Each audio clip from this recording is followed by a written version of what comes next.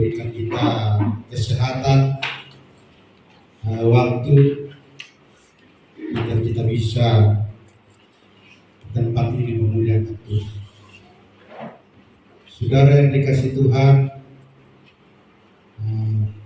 sebelum kita masuk firman Tuhan, saya akan menyaksikan kehidupan keluarga kami, di mana Tuhan begitu baik. Mungkin saudara sudah tahu bahwa hari Rabu jam 3 sore orang rumah bulannya naik 400 lebih, pensiunnya 210. Lalu jam 3 kami larikan ke otorita sampai jam 10 malam. Namun 10 malam otorita tidak menerima untuk dirawat inap. Akhirnya kami keluar, suruh pulang. Lalu saya berpikir, udah bawa saya dan saudara ke rumah sakit yang lain. Lalu saya menelpon Bapak Sugiono Kamar PAUD, memang tolonglah bawakan orang rumah ke rumah sakit. 10 malam kami bawalah orang rumah ke Elizabeth. Sampai salah 1:30 orang bawakan PAUD di sana. 1:30 menunggu kami di ruang ICU, di ruang IGD. Lalu jam 2 mungkin baru ke kamar. Dan puji Tuhan saudaraku, atas semua saudara, kami berterima kasih bila Tuhan semalam sudah diperbaiki Tuhan. Bulannya pun sudah 240, pensiunnya pun sudah 100. Dan memang saya lihat di sini ada di pos Kamar PAUD sudah pulih pada belum pulang, masih di sana. Dan semalam saudara itu jam 7 kami sudah diizinkan pulang. Orang rumah sudah ada sekarang rumah yang itu dan turun.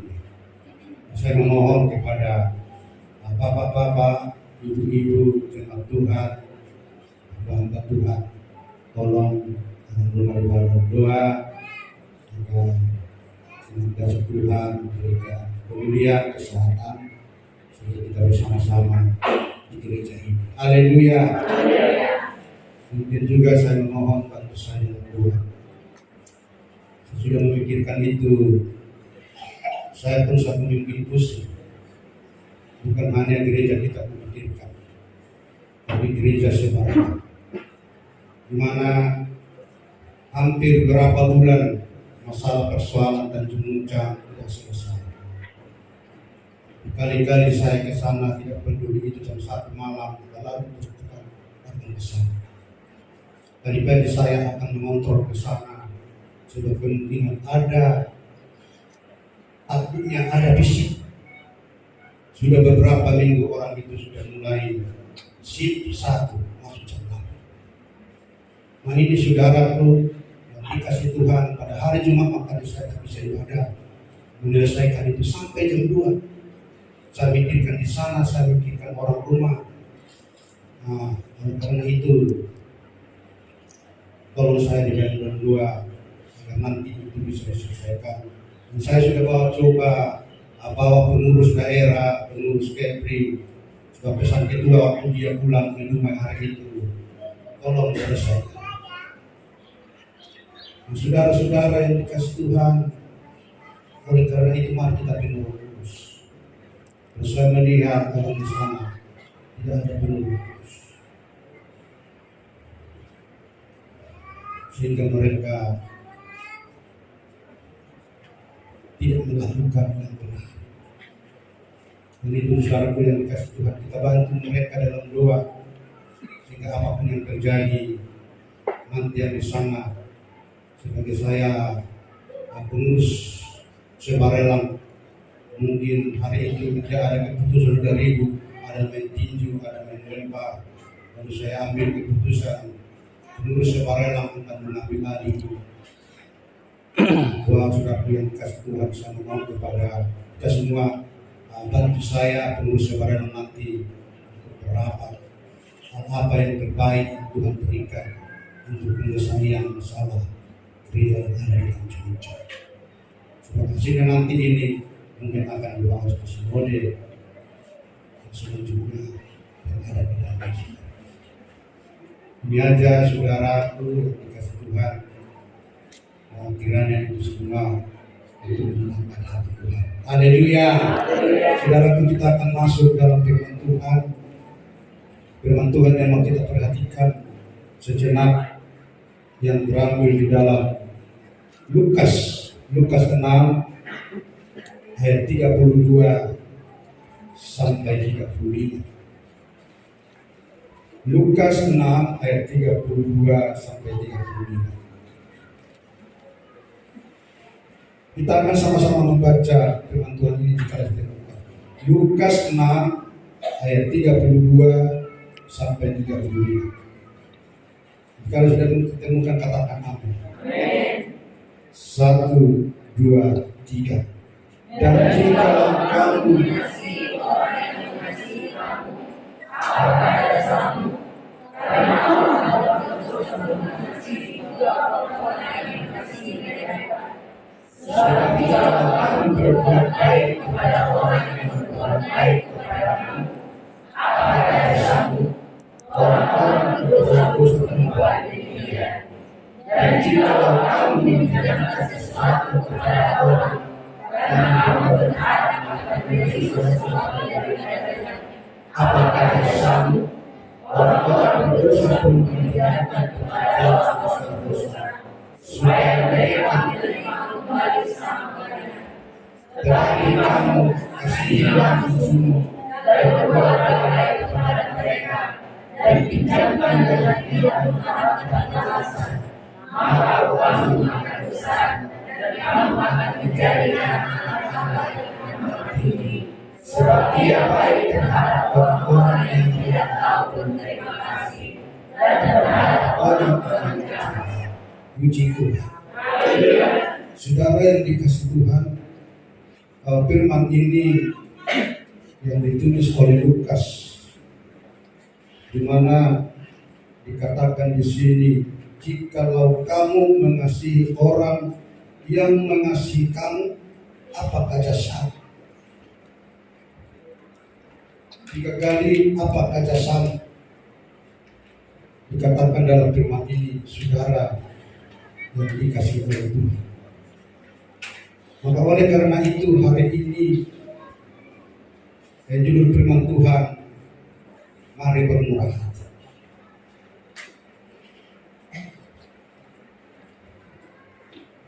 Jika kita bermurah hati, maka kemurahan itu akan menjadi berkat. Maka sebenarnya yang ditekankan oleh Lukas di sini adalah bahwa kita harus mampu mengasihi siapapun mereka, bermurah hati kepada siapapun mereka. Maka firman ini katakan, dan jikalau kamu mengasihi orang yang mengasihi kamu, apakah jasamu? Karena orang-orang berdosa pun mengasihi juga orang-orang yang mengasihi mereka. Jadi artinya di sini biar ada perbedaan kita dengan orang-orang berdosa, bahwa saudara dan saya memang di dunia orang berdosa, orang durhaka, orang yang hina. Tapi oleh karena kematian Tuhan Yesus, bahwa saudara dan saya sudah diubah, sudah diperbaharui, sudah dilahirkan baru, tidak lagi menjadi orang-orang berdosa, tidak lagi seperti mereka yang mengasihi orang-orang mereka yang sama-sama berdosa. Tapi Tuhan menginginkan dari saudara dan saya yang sudah menjadi anak-anak Tuhan itu tidak lagi seperti mereka, tapi kita mau berubah menjadi memiliki pikiran seperti Kristus, Puji Tuhan. Saudara yang dikasih Tuhan, maka kita diinginkan hendaklah kita murah hati sama seperti Bapa kita adalah murah hati. Artinya kita mau meneladani Yesus dan selalu murah hati di dalam setiap kehidupan kita, saudaraku yang dikasih Tuhan. Supaya kita tidak sama dulu lagi. Dan ini mau kita sadari, oh saya tidak seperti itu lagi. Saya sudah diubah, saya sudah diperbaharui. Dan itu sekalipun cara pikir saya pun tidak seperti cara pikir yang lama lagi. Tapi saya mau bercara pikir yang baru. Dan itulah yang dikatakan adalah anak-anak. Dan yang kedua dikatakan, saudara yang dikasih Tuhan, ayat 34. Dan jikalau kamu meminjamkan sesuatu kepada orang karena kamu berharap akan menerima sesuatu itu daripadanya, apakah jasamu? Orang-orang berdosa pun meminjamkan kepada orang-orang berdosa supaya mereka menerima kembali sama banyak. Nah, saudaraku yang dikasih Tuhan, firman ini mengingatkan kita, mengingatkan saya, mengingatkan saudara, supaya ada kita sebenarnya ada perubahannya, ada perbedaannya dari orang-orang dunia, dari orang-orang berdosa. Orang berdosa pun bisa meminjamkan. Tapi yang Tuhan inginkan dari saya dan saudara adalah harus seperti Tuhan. Bahwa Tuhan kita Yesus Kristus itu, saudaraku yang dikasih Tuhan,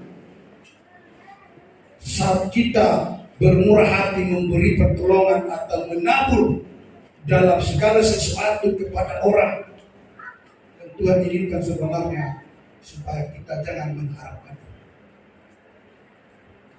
Sehingga Tuhan katakan, jangan membalas kejahatan dengan kejahatan, tapi balaslah kejahatan dengan kebaikan. Itu artinya saudaraku yang dikasih Tuhan, bahwa anak-anak Tuhan itu tidak mengharapkan apa yang kita berikan, apa yang menjadi kemurahan kita. Tapi kita percaya, yakin, ketika kita berikan kemurahan itu, kemurahan yang besar berlipat ganda akan dicurahkan Tuhan bagi setiap kehidupan kita. Haleluya. Sebab kita tahu tidak dapat batasi ruang dengan waktu kepada Tuhan. Tuhan bisa melakukan perkara besar dari apa saja pun untuk membalaskan apa yang kita berikan kemurahan, untuk memberikan yang terbaik bagi setiap kehidupan. Oleh karena itu, hari ini, firman ini mengingatkan saudara dan mengingatkan saya supaya kita senantiasa dimanapun kita berada, saudaraku, adalah memiliki kemurahan-kemurahan yang daripada Tuhan. Dan ayat 35 ayat terakhir dikatakan, maka dikatakan Bapak Ibu Saudaraku dalam ayat 35, tetapi kamu kasihilah musuhmu dan berbuatlah baik kepada mereka dan pinjamkanlah dengan tidak mengharapkan balasan, maka upahmu akan besar. Kamu akan menjadi anak-anak Allah yang maha tinggi, sebab Ia baik terhadap orang-orang yang tidak tahu berterima kasih dan terhadap orang-orang yang jahat. Maka di dalam Tuhan itu ada satu keadilan. Dia hanya tidak mengasihi, Dia tidak hanya memberikan kemurahan kepada orang-orang baik, bahkan kepada orang jahat pun Tuhan memberikan kemurahan. Dia memberikan kasih. Dan itulah sesungguhnya yang Tuhan inginkan dari saudara, dari saya. Sehingga Tuhan katakan, kasihilah musuhmu. Memang agak berat melakukan ini ketika kita belum sungguh-sungguh sepenuhnya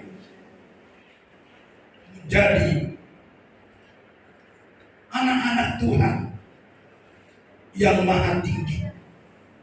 Tetapi firman Tuhan ini katakan orang-orang yang melakukan itu, maka Tuhan angkat mereka menjadi anak-anak Tuhan yang maha tinggi. Artinya Bapak Ibu Saudara yang dikasih Tuhan, anak-anak Tuhan yang maha tinggi ini, derajatnya tinggi, kasihnya tinggi, cintanya tinggi, perilakunya tinggi, karakternya tinggi, tidak kaleng-kaleng, tidak abal-abal. Dan saya percaya ketika anak-anak Tuhan yang maha tinggi, dia akan bisa menyelesaikan setiap persoalan, baik itu di tengah keluarga, baik itu di tengah persekutuan. Lalu kalau saya melihat itu, kembali saya kepada Tanjung Ucap ini, berdamailah kalian. Lalu jahat itu soal. Sampai pendeta Sabang dari hari itu jatuh pisang menangis. Berkali-kali kami datang. Sebab apa pendeta senada itu pun sudah ada mulanya ketika ada dipicu suatu masalah itu cepat dia pergi. Tidak mampu. Dan saya bilang aman, yang penting hari tahu saya percaya. Kami Indonesia. Nah, saudara yang dikasih Tuhan, firman ini mengajari kita. Ya, sampai yang demikian dijauhkan Tuhan dari kita. Perjalanan gereja kita ini masih hancur. Artinya saudara yang dikasih Tuhan, umur manusia terbatas. Maka ini mengingatkan kita jemaat Tuhan yang ada di gereja Kampung Baru Sekupa. Jika nanti saya tidak ada, dan ini terus berjalan, memiliki kasih, saling merendahkan dia, seperti kompak-kompak kita yang lama. Jangan mabuk. Sebab saya melihat yang di sana banyak yang mabuk. Baik dari pendetanya mabuk, anggur. Tuhannya mabuk, anggur. Maka terjadi bentrok. Oleh karena itu saudara, mari penuh kemurahan. Ketika saudara dan saya sudah diangkat Tuhan menjadi anak-anak Allah yang maha tinggi, maka saya percaya milik atau kepunyaan kriteria anak-anak Allah yang maha tinggi adalah selalu merendahkan diri. Puji Tuhan. Saya percaya ini akan senantiasa ada di tengah-tengah gereja kita Kampung Baru. Sampai nanti Tuhan marah. Seandainya pun nanti kalau saya tidak ada, mari baik-baik semua. Jangan ikuti. Saudara tahu historis gereja Pentakosta Pulau Watu. Kalau saya amati perjalanannya, hampir setiap gereja ada pertikaian, ada persoalan. Kenapa itu terjadi? Karena tidak ada kemurahan, karena tidak ada kasih, karena tidak ada merendahkan diri, karena mereka tidak menyadari sungguh-sungguh bahwa mereka adalah sudah anak-anak Allah yang maha tinggi. Dari mulai Batu Haji Lama, Batu Haji Baru, Iban Lama, Aloi Kolam, tapi kalau berdoa dalam nama Tuhan Yesus dan curah darah mengalir. Tapi apa yang ada saudara? Katanya penuh Roh Kudus, sebaliknya penuh Roh Kudus. Tapi saya percaya kita semua di sini tidak ada demikian. Haleluya. Kita pelihara rumah Tuhan ini, gereja Tuhan. Di sini saudara dan saya diajar, diberkati oleh firman Tuhan, dimenangkan oleh firman Tuhan. Di sini saudara, anak-anak kita diajar, dididik untuk memiliki akhlak yang daripada Tuhan. Lewat doa-doa kita, anak-anak kita sudah kita lihat sudah banyak yang berasal, ada yang polisi, ada yang sarjana, ada mungkin pemerintahan yang lain lagi. Tuhan akan kirim nanti anak-anak kita ini. Dan kalau anak-anak kita ini nanti mau yang baik, siapa yang dididik? Tentu sekali saudara dan saya orang tua, tentu sekali gereja di tempat ini melihat hamba-hamba Tuhan. Kalau dasarnya sudah salah, maka anak-anak itu pun nanti akan. Lalu saudara yang dikasih Tuhan ketika terjadi salah, Tuhan berikan saya hikmat untuk mengambil keputusan. Hari itu dibikin dua sisi itu, saya berpikir nanti akan bagaimana. Saya melihat, saya amati saudara, kok lama kali orang itu keluar. Nanti alat-alat musik, rusak akalnya segala macam. Siapa yang perbaiki? Beban dari saya saudara mengelola gereja itu, tolong saya. Satu malam ini saya tidak bisa tidur. Jam 6 saya sudah pergi ke sana. Saya amati, saya tunggu orang itu. Setelah itu baru saya dapat kesimpulan. Saya percaya kita sama-sama doa kita akan bisa terlaksana terbaik. Nanti gereja Tanjung Muncang damai terus sukacita. Haleluya. Karena itu saudara yang dikasih Tuhan, hari ini firman Tuhan ini mengingatkan saudara, mengingatkan saya, sehingga kita lihat mengapa kita tidak, saudaraku, tidak seperti dunia ini. Maka Roma 5 ayat 7 saya akan bacakan. Roma 5 ayat 8 demikian dikatakan. Akan tetapi Allah menunjukkan kasih-Nya kepada kita oleh karena Kristus telah mati untuk kita ketika kita masih berdosa. Saudara yang dikasih Tuhan, bahwa Kristus sudah menunjukkan kasih-Nya kepada kita ketika kita berdosa. Lalu kita dibenarkan, lalu kita dikuduskan, lalu kita disucikan menjadi anak Allah yang selalu berharap dan berpegang kepada Tuhan.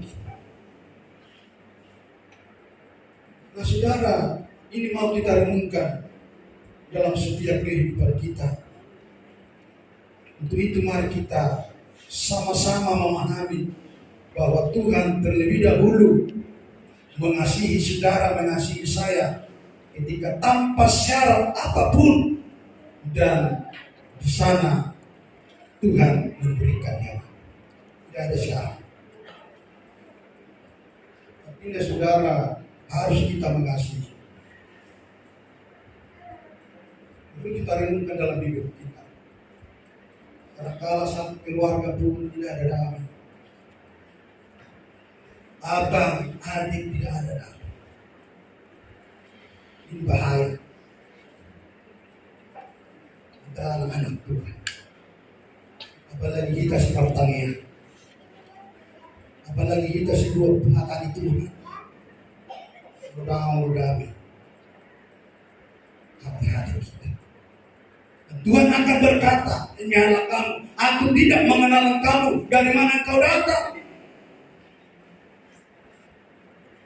Tuhan ini keras mengingatkan kita. Memang dunia tidak tahu. Satu pribadi Tuhan kita, Roh Kudus yang ada di dalam hati kita. Dia yang tahu, dia yang melihat apa sesungguhnya hidup kita pribadi.